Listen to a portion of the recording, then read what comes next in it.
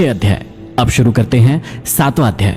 7वें अध्याय की शुरुआत में श्री चाणक्य कहते हैं कि बुद्धिमान पुरुष धन के नाश को, मन के संताप को, गृहिणी के दोषों को, किसी धूर्त के द्वारा ठगे जाने को और अपमान को किसी को नहीं बताते हैं। यह मनुष्य की सहनशीलता की ओर इशारा करते हुए कहा है कि बुद्धिमान व्यक्ति वही है जो अपने परिवार के नुकसानों को और दोषों को छिपाकर सहन कर लेता है, क्योंकि उसका प्रदर्शन करने से केवल जगहसाई ही होती है। ऐसी बातों को कभी भी अन्य व्यक्तियों के सामने उजागर नहीं करना चाहिए। चाणक्य का मानना है कि कई बार संकोच की प्रवृत्ति के कारण मनुष्य को हानि उठानी पड़ती है। मनुष्य के लिए यह जरूरी है कि किसी भी आर्थिक व्यवहार में उसे लिखा पढ़ी कर लेनी चाहिए। इसमें उसे जरा भी संकोच नहीं करना चाहिए। इसके अलावा विद्या लेते समय, भोजन करते समय कभी भी संकोच नहीं करना चाहिए। आगे समझाते हैं कि संतोष से सर्वश्रेष्ठ सुख की प्राप्ति होती है। याचक दीनता प्रकट करता है, धनी गर्व करता है तथा और अधिक की इच्छा करता है। जिसका धन नष्ट हो गया हो वह शोक करता है, पर जो संतोषी है वह सुखी रहता है। आगे समझाते हैं कि अपनी स्त्री, भोजन और धन, इन 3 चीजों में संतोष रखना चाहिए और विद्या, अध्ययन, तप और दान करने में कभी भी संतोष नहीं करना चाहिए। जीवन में सजगता बहुत जरूरी है। इसलिए चाणक्य का कहना है कि 2 ब्राह्मणों के बीच से गुजरने का अर्थ यही है कि आप उनके वाद विवाद में विघ्न डाल रहे हैं, अतः कभी उनके बीच से होकर ना निकले। ब्राह्मण और अग्नि के बीच से गुजरने का अर्थ यही है कि आप उनके अग्निहोत्र में विघ्न डाल रहे हैं। पति पत्नी तथा स्वामी और सेवक के बीच जब वार्तालाप चल रहा हो तब बीच में घुसकर आप उनकी बातों में विघ्न डालते हैं। इसी तरह बैल और हल के बीच से निकलते वक्त चोट लग जाने का भय बना रहता है, अतः इन बातों का हमेशा ध्यान रखना चाहिए। आगे समझाते हैं कि पैर से अग्नि, गुरु, ब्राह्मण, गौ, कन्या, वृद्ध और बालक को कभी नहीं छूना चाहिए। इन्हें पैर से स्पर्श करने पर पाप लगता है, क्योंकि ये सभी आदरणीय हैं। चाणक्य कहते हैं कि बैलगाड़ी से 5 हाथ, घोड़े से 10 हाथ, हाथी से 1000 हाथ दूर बचकर रहना चाहिए और दुष्ट पुरुष या राजा का देश छोड़ ही देना चाहिए। यहाँ वो ये समझाना चाहते हैं कि जो जितना अधिक दुष्ट है उससे उसी अनुपात में दूरी रखते हुए जीवन यापन करना अच्छा होता है।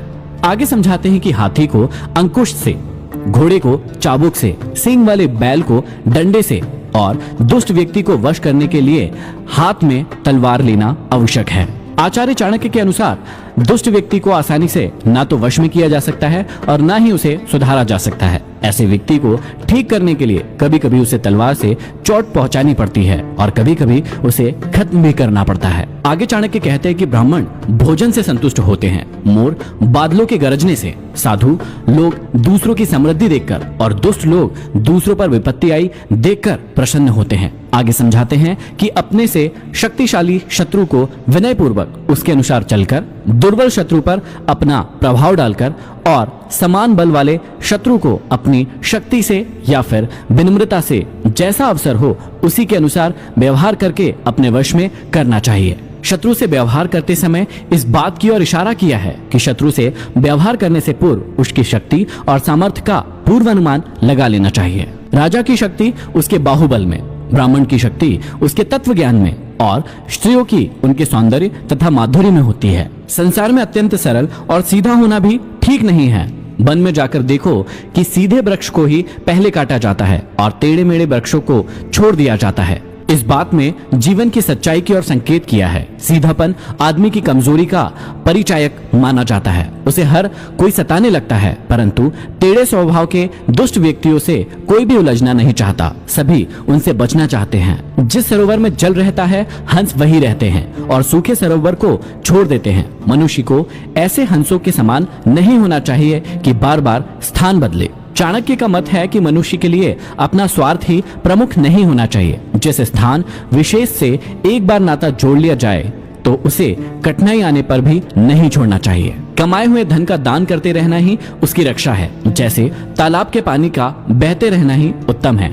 तालाब का पानी एक ही स्थान पर रुका रहेगा तो वह सड़ जाएगा। संसार में जिसके पास धन है उसी के सब मित्र होते हैं, उसी के सब बंधु बांधव होते हैं। वही श्रेष्ठ पुरुषों की गिनती में गिना जाता है और वही ठाट बाट से जीवन जीता है। चाणक्य कहते हैं कि धन के बिना कोई भी कार्य नहीं चलता है। धन परमात्मा तो नहीं है, परंतु उसका छोटा भाई अवश्य है। जिसके पास धन है वही कुलीन है, विद्वान है, शास्त्र यज्ञ है, गुणी है, वक्ता है। धन कमाओ मगर ईमानदारी से कमाओ।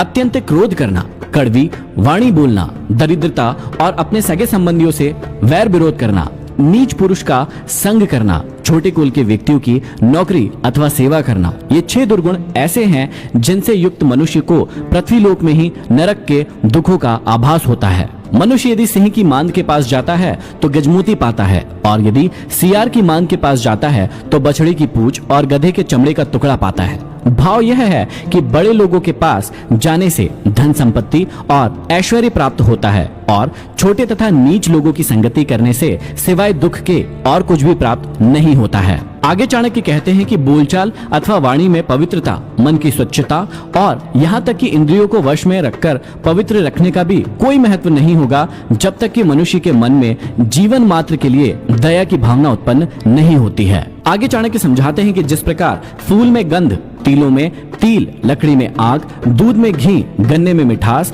आदि दिखाई न देने पर भी विद्यमान रहते हैं, उसी प्रकार मनुष्य के शरीर में दिखाई न देने वाली आत्मा निवास करती है। यह रहस्य ऐसा है, इसे विवेक से ही समझा जा सकता है। मनुष्य को चाहिए कि वह इस रहस्य को समझने का प्रयास करे। वह शरीर न होकर आत्मा है। आत्मरूपी तत्व इस देह में उसी प्रकार विद्यमान रहती है जिस तरह फूलों में गंध, तिलों में तेल और लकड़ी में अग्नि तथा गन्ने में मिठास और दूध में घी विद्यमान होने पर भी वह दिखाई नहीं देते, लेकिन वे उसमें हैं। इसी प्रकार हम सब में भी कई सारे गुण उपस्थित है। उन्हें पहचान कर उन्हें बाहर निकालने की कोशिश कीजिए। यह था अध्याय 7। अब हम बढ़ते हैं अध्याय 8 की ओर।